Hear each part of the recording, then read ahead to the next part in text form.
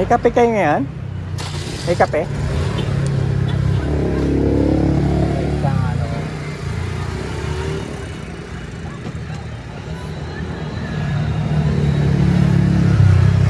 Cappuccino na ano, na hot. Ano po?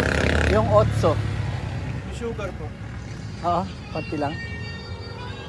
Cappuccino.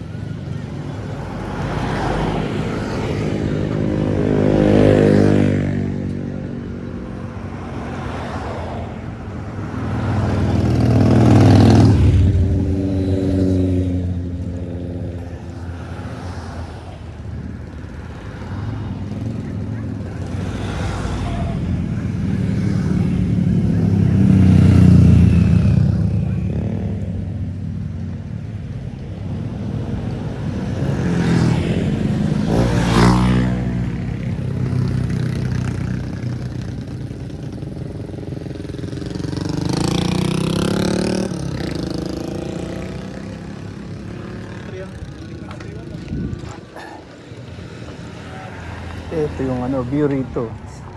Tapat lang to nung Alpias eh. Ito yung ano, Tara-Cafe.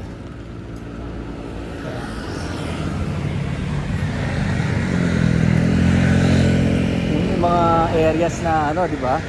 Nadaanan natin. Yung mga pinakataas niyan. Talagang ano siya eh. Spot for windmill.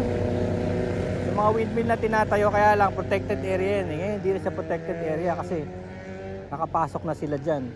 So may commercial na, may kalye na, no? So nate-take over na nila yung lugar. Pwede nilang i-secure. Ika nga, i-secure. Kunwari, maaaring ang ano nila, ang permit nila is to secure the wind farm. Pero na-secure na rin nila yung lugar. Yung protected area, na-secure na rin nila. Dahil nilagyan nila ng kalye, nilagyan nila ng buildings. At ang buildings massive matindi, marami talaga. Sabihin ng iba, create naman ng jobs or something. Makikindi.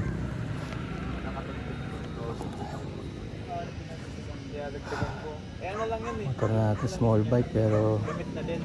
mukhang big bike. At kaya tayo dito, babalik na naman.